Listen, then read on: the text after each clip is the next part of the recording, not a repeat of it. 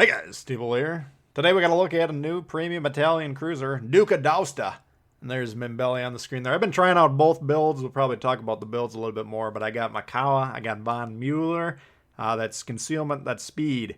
That's because the two things that stick out when you look at the stats on the Duca are the concealment and the speed. Similar to the Amalfis. So that's kind of the build that I got on the Amalfi, and that's what we're going to run on this ship for now anyways. We'll talk more about the ship here, but I want to talk about Sleeping Giant as well. A map that a lot of people are having trouble with, just based on what I'm seeing out there. So I want to talk about strategies on this map. Now, opening play here, we're going to see me get into a position I like to get into with cruisers, sometimes even battleships. So keep an eye on where I go there, but basically you can see that long string of islands to the northwest of me, just a little bit to the left. I like to go past the first island, get into the middle there, then we can exert pressure on B, we can exert pressure on C, we got places to disengage, we got cover to utilize, so if you can get in there safely, and of course with this ship and this build in particular, speed and concealment, we're going to have no problems getting in that little gap. At least that's the hope. So we're checking out what's going on here. We got two battleships behind us. We got two destroyers on our team. One in the center lane, one on the west. It's going all the way to the west. I don't ever recommend any ships playing all the way on the west of this map. We're going to basically see why it costs red any chance of having any success in this game. But again, we'll talk about the map and the ship as we get in here. So we're getting into this position. Just drop some torps there, cool, whatever, we're not going to hit anything. These little puppies, they go, it's the Italian torps. You got, what, 12-kilometer range on these things, 51 knots in the water. So basically, torpedoes, they reload very quickly, every 71 seconds. Just get them in the water whenever you get the reload on these things. They're not usually going to be that useful. We'll see an attempt at a closer range torp later in the game, but you can see basically what we're doing. We're just getting them out there, and then we're keeping an eye on the map now. We got two grayed out ships. One of them just appeared again, but directly to the north of us, two battleships, and those are the ones that spawned with the responsibility of sea. They're leaving sea. We recognize that, and we got a Mayhan pushing in here, unaccompanied, unescorted. Well, this is one of the things. This is basically the number one thing that this thing does, is it's good at sneaking up on destroyers and kicking the crap out of them. The guns we'll talk about more. I'm not getting a lot of damage out of these guns in any setup, but against destroyers, high velocity shells, low arcs, very quick reload, and decent, HE damage when we're hitting these lightly armored destroyers. Easy to bust these guys up. So here I make a little bit of a mistake. I get within his 2-kilometer range. You see we had him spotted there. That's because we had the sonar active. So I had an advantage over him where we knew where he was. He didn't know where I was. I got into that 2-kilometer range, which for every single ship in the game, if you're within 2 kilometers of them, they proxy spot you automatically. It doesn't matter if you have islands behind or in between you guys, smoke, doesn't matter. So I'm attempting to rectify that. Get out of that 2-kilometer. You can see once we do, we drop spot. Now I got a little bit more of an advantage because I know he's trying to torp me, right? We already know he's kind of boned here. I was hoping some of my guys to the south would be killing this guy by now. As soon as we see him attempting to do something, then we get the torps down. And I was thinking about launching those a little bit earlier. I was just waiting to see what he was doing. And again, those are going to be very hard to hit him, even though he's 2 kilometers away. But look at the damage that we're getting on the guns. Quick reload again, effective. There's the torps. We turn hard. See how hard we're turning there. If we're trying to dodge torps like that and we're ripping it, in this case, we're basically turning left. Those torps have no chance. And that's basically because the guy launched them at the aim indicator. And then we immediately, once we knew the torps were in the water, hit a hard turn. And that basically threw off where he was trying to aim. But look at that. We took out the destroyer here. And now their home base that they start with is basically unguarded over here. At least that's the theory. We're going in there somewhat cautiously, paying attention, but we're trying to utilize this concealment that we got on the ship and the speed to get in there. If we can flip that home cap, and that's the cap that's supplying both teams from the start of the game, that's a massive blow. Like, let's say we get A right now, then we're adding income.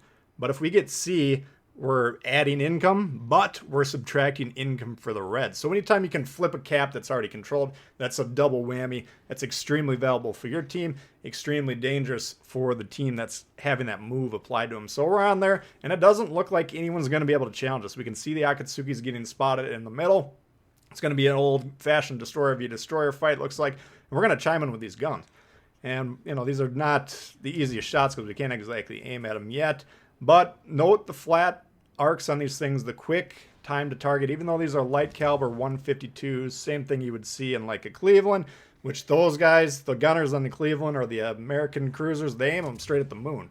And then they try and land the shells directly on top of those ships. These guys, more of a Russian S type of a firing arc. So a lot easier to hit these destroyers even at range. And you can see here, even though this guy's doing a little bit of dodging, a little bit of weaving, we're helping out. You know, there's guys on our team that are damaging these guys, and that's great to see. You always want to be on teams that shoot destroyers because those are the teams that are trying to win the game and often do win the game. But even though we're just kind of in a supporting role here, we're able to get some decent shots, and we got a few thousand damage. And basically we've killed, with the help of our friends in the middle there, we've killed both destroyers. We've secured their home base. We got 2 caps now. They got A. And look at the map. They're moving their entirety of their fleet over there. And they're going to be trapped over there for the remainder of the game, by the way. I just want to keep an eye on the position and why we don't want to be moving ships over there. Because when they're all the way in the west, they can't shoot into B. They can't shoot into C. They can't shoot into D. They're limited to what they can do. They can maybe project power into A if they're at a proper angle. But if they're going to get bogged down in these fights where both ships are, you know, playing the west end of the map, that's letting us, once again, use the speed, use the concealment, get on B, and we're going to have B, C, and D, that triangle.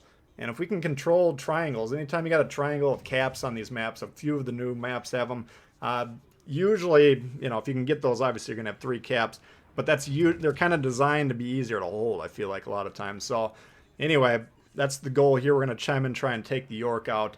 And basically, at this point in time, once we drop spot and capture the base, this game will be over. I want you to keep an eye on, though, the strategy. Like, is this working out for them? Conceding 3 caps, playing the west, trying to fight battleship v battleship. Just keep an eye on that. Is that a winning strategy or not? I think you'll be pleased with the results if you are guessing that it's not an effective strategy. But getting into the Duca here, what do we got with this thing? Relatively low HP. We got 29.7, as you can see there. 152s, like I said, we got 8 of them, unlike the 10 on the Abruzzi. Good reload, 7.1 on these things, 14.1 range, kind of middle of the pack. Traverse on my build, keep in mind this is with Mimbelli, who does have Ingenious on there, which helps with the Traverse. 20.5. I think on my Luigi, I want to say I saw 26, 27, which is getting a little high for cruisers. You know, it's anytime you get up into the higher 20s, that's a little bit high. Usually you want to rectify that if possible. It's manageable playing with the Luigi build, though, because you got pretty good maneuverability with the ship, so you can help steer. You can get those guns into position by moving the ship's body, assuming you're not under fire and need to be really focused on your angles. But HE damage, we got 2100. That's on the low end of things here. Tied with the Dallas. Fire chance, 7%. And here is really where this thing has problems. I think this is a really good ship in terms of countering destroyers and getting into interesting positions similar to the Amalfi. But damage-wise, I really, you know, this is early impressions if you're new to the channel, by the way. And consider subscribing, guys, by the way. I would definitely appreciate that. It helps out the channel.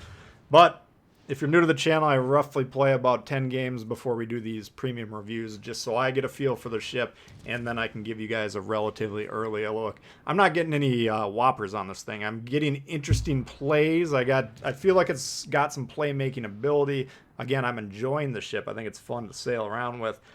But I'm just not getting a lot of whoppers. And we're going to see about 210 hits, I want to say, on this thing.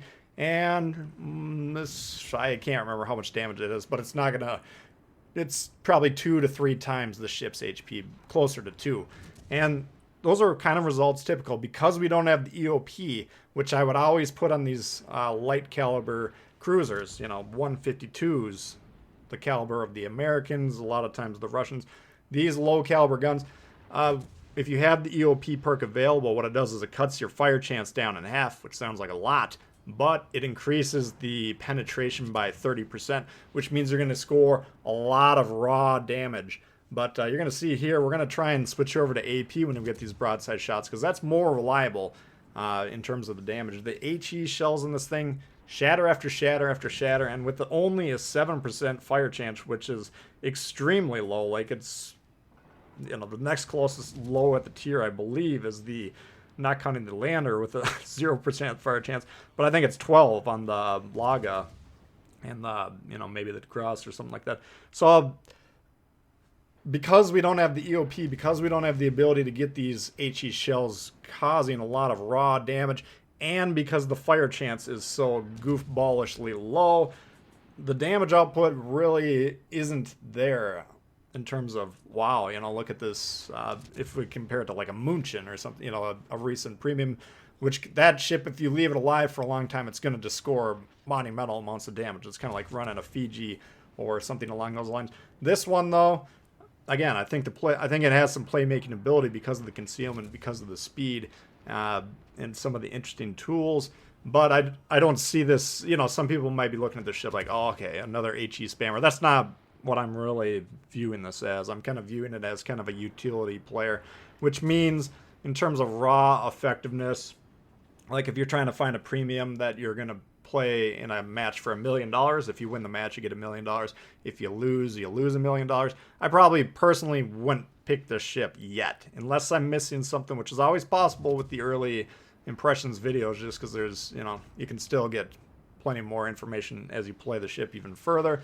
But I'm just not getting, you know, the whopping damage. Protection-wise, you can get knocked around this thing. I do have it kind of spec'd for mobility. Even if you don't spec it for mobility, you still got some dodgeability in the thing. So, you know, you're going to want to be relying on cover. You're going to want to be relying on using that concealment. But I think here we'll see some attempts at dodgeability, and then we'll see, you know, they're obviously going to hit you. If you're just trying to sail around, dodge some shots, once in a while they're going to hit you. And you'll see, I think we were protecting ourselves somewhat with the angling, but we'll have to see when that happens. But rudder shift on this build, 5.7, and I'm not running steering gears because it's a pretty decent rudder shift to begin with. I got that prop mod on there for a little bit extra giddy up, but you can also consider putting the steering gears on slot 2 there to boost that. But yeah, you got 5.7. The turn circle's a little bit big. It's 7.10, which is definitely up there. But 41 knots in the water, and that blows the competition away. The next closest on my builds, looking up and down my roster, is looks like a Molotov with 36 at tier 5. So nothing's even coming close. You know, tied with Aoba as well at 35 knots. So 41, and keep in mind that is with a focus on the speed with this particular build, but that is impressive, and it allows you to get away with some things they wouldn't normally be able to get away with. Here I'm playing a little bit risky. Maybe we'll see some less than protected shots here. We're basically broadside these guys, but I'm trying to use that speed, trying to get out of here. Yeah, we could have done that more safely, more textbook, had we not shot, but I was looking at, you know, just playing foolishly, I guess is the only way to play it, or say it. We'll say we're giving them a fighting chance, but really I was just kind of playing recklessly, which you don't want to do. If I'm trying to get out of there, which is what I was trying to do, just don't shoot. Okay, once we drop that spot, or once the spotting circle contracts, we would have been able to get out of there for free. But nevertheless, we got away with it. We used the speed, and we're getting out of there. And we're going for the win here, so we're just going to, if we ever get off of this invisible sandbar under there, we're just going to sail north and go ahead and take the win. We'll get a couple more shots at that Gneisenau now that's pushing in. But again, this is an easy win as long as we don't die, which is what I'm trying to guarantee that we don't do, because we've controlled that triangle of caps the entire game, and we even got A at the end. So, you know, this is yet another example of teams that are actually playing the caps will usually beat the snot out of the teams that are just going for raw brawling or, you know, battleship v battleship type of games. Those are not profitable in terms of your win rate. But anyway, Duca, what do I think about it? Again, I've been enjoying the ship, but a lot of, you know, I get the premiums for free. Basically, most of them. I usually get to test drive all of them just so we can cover them. But for those of you that you're going to buy one premium here and there, I don't know. I'm in Tier 5. You got Molotov, you got DeGrasse, you got Exeter, London, Graf Spee. These are all, Graf Spee I don't think is the most competitive either, in my opinion. But those are all pretty dang good cruisers and all fun to play. And I would put the Duca in the fun to play column. But again, until they give the Italians EOP, which I don't know what they're waiting for, competitive-wise, it's just not going to be quite as strong as the Americans or the Russian light cruisers. Anyway, that'll do it for that one, guys. Hope you enjoyed it. If you did, please hit the thumbs up. New to the channel, consider subscribing. Questions, comments, leave below. Love to hear from you guys, and see y'all later. Peace.